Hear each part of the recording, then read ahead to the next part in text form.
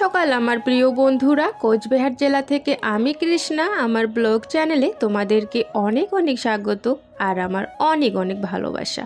তোমরা যে যেখান থেকেই আমার ভিডিও দেখছো, আশা করছি প্রত্যেককেই ভালো আছো, সুস্থ আছো। আমরাও ভালো আছি। সকালবেলা আমি দেখো রান্নাঘর থেকে আজকের ভিডিওটা শুরু করলাম। রান্নাঘরে এসে পড়েছি ভাত বসানোর জন্য। আর আজকে কিন্তু মিস্ত্রি আসবে একটুখানি কাজ করার জন্য আসবে, আবার চলেও যাবে। তবে ওদের রান্নাবান্না কিন্তু আজকে নেই, আজকে ওদের রান্নাবান্না হবে না, শুধু আমাদেরই আর কি রান্নাবান্না করব। তো যাই হোক বন্ধুরা, ভিডিওটা স্কিপ না করে সম্পূর্ণ দেখার জন্য অনুরোধ রইল তোমাদের কাছে। যদি ভালো লাগে ভিডিওটা অবশ্যই একটা লাইক দিতে ভুলো না। চ্যানেলটি সাবস্ক্রাইব করে আমাদের এই ছোট্ট পরিবারের সদস্য হওয়ার জন্য অনুরোধ রইল।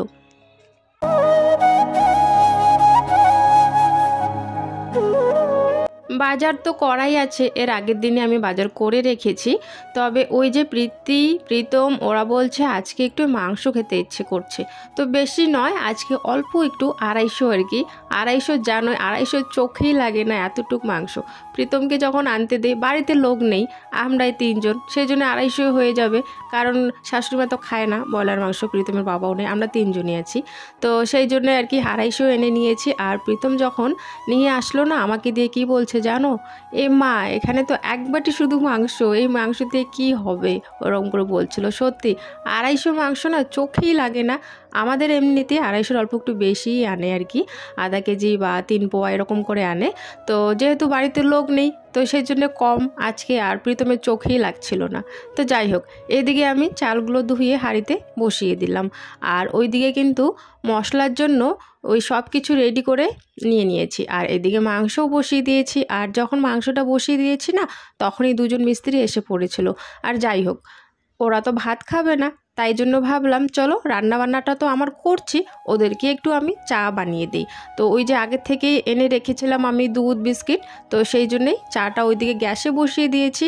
ওইদিকে দেখো রান্নাও করছি আমাদের জন্য, এইদিকে মিস্ত্রিদের জন্য চাটাও বানিয়ে নিচ্ছি।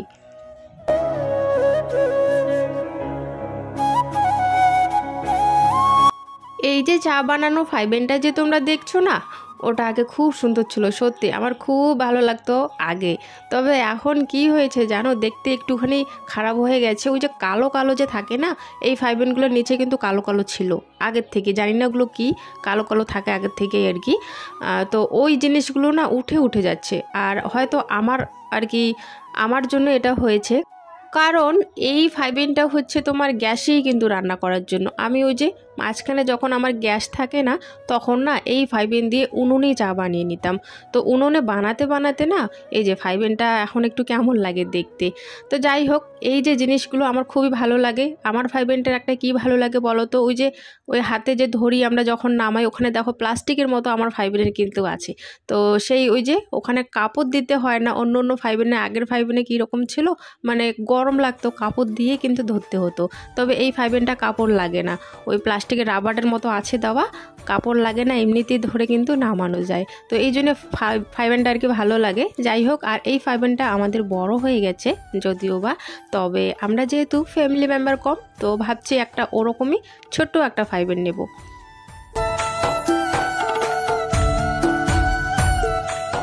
প্রীতি এইদিকে ঘরে লুকোলুকি খেলছিল। আমি যখন ঘরে আসলাম বিছানাটা তুলবো বলে, দেখি ও হচ্ছে ব্ল্যাঙ্কেটের ভিতরে লুকিয়ে আছে, আর ওর বান্ধবী খুঁজে বেড়াচ্ছে ওকে। তো আমি তো এখানে আসলাম তোলার জন্য।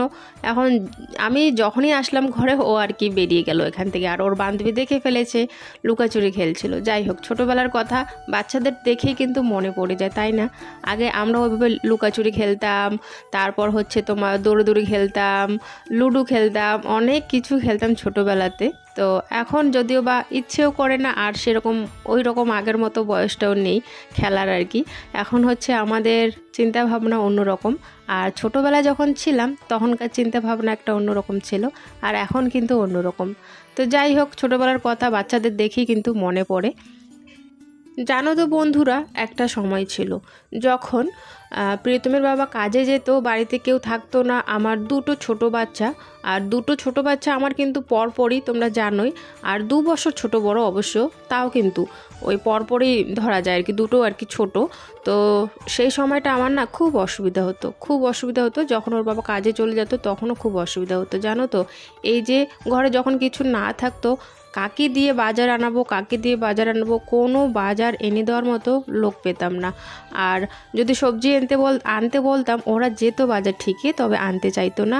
আর অনেক সময় ওই যে কারেন্ট বিল জমা দিতে হয়, কারেন্ট বিলটার জন্য অনেক আর কি বলতাম। আর আগেও তো আমি নতুনও ছিলাম, অনেক কিছু ব্যাপারে জানতামও না, বাজারও খুব কম যেতাম, যেহেতু আমার ছেলে মেয়ে তখন স্কুলে পড়তো না, ছোট ছিল দুজনে, তো সেই জন্য। আর এখন তো স্কুলে যায় ওরা, তো স্কুলে যাওয়া আসা করতে করতে বাজারঘাট আমারও চেনা হয়ে গেছে, সেই জন্য এখন একটু ওই অসুবিধাগুলো একটু কম হয়। আর আমি যদি নাও যেতে পারি, এখন তো ছেলে বড় হয়ে গেছে, সাইকেল আছে, সাইকেল দিয়ে কিন্তু ও নিয়ে আসতে পারে। তো ওই সময়টা আমার আগে খুবই অসুবিধা হতো। আর আমাদের না এখানে কেউ আত্মীয় স্বজন নিজের যে লোক থাকে না, সেগুলো নেই জানো তো। আমি এখানে একা আর কি, আমাদের ফ্যামিলিটা এখানে একা। আর ওই আশেপাশে আর কি যারা আছে ওদের সঙ্গে আর কি কথাবার্তা, আর ওদের সঙ্গে আর কি মানে মিলেমিশে থাকা, কিন্তু সেরকম আর কি আত্মীয় স্বজন আমাদের এখানে কিন্তু কেউ নেই, আমরা একাই আর কি। আমাদের আত্মীয় স্বজন আছে শ্বশুরবাড়ির আর কি, যে আত্মীয় স্বজন, তো তারা কিন্তু অন্য জায়গায় আছে, আর আমরা এখানে একা আর কি এক জায়গায় আছি। তো কাউকে সেরকম করে বলতেও পারি না যে নিয়ে মানে আনো, যদি বলিও না, কেউ আর কি এনে দিতে চায় না, তখন কিছু করার নেই, ওদেরকে তো আর কিছু বলার যাবে না, ওদের ইচ্ছে, তাই না।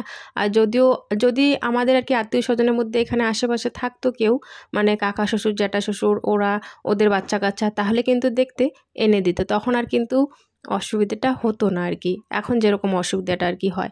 যদিও বা এখন একটু কমই হয়, ছেলে বড় হয়ে গেছে, আমিও এখন বাজার ঘাট আস্তে আস্তে করা শিখে যাচ্ছি আর কি, তো এখন একটু কম হয়, তবে আগে একটু বেশি ছিল।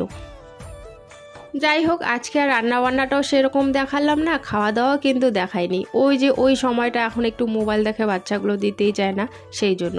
আর যখন ওর বাবা থাকে, ওর বাবার ফোনটা দেখে, তো তখন আর কি একটু ভিডিও করতে পারি। আর এখন ওই যে একটাই ফোন, তো সেই জন্য খাওয়ার সময় ওদের একটু ভিডিও লাগে, তো ঠিক মতো করতেই পারছি না। সন্ধ্যার সময় একটু চা খেয়ে দেখো বই পড়াতে কিন্তু বসে পড়েছি আমি, আর ও দেখো গামছা গলায় দিয়ে আছে, ওকে অনেকবার করে বলছি সরা, পরে অবশ্য সরিয়ে নিয়েছিল বলে আর কি সরিয়ে নিয়েছি।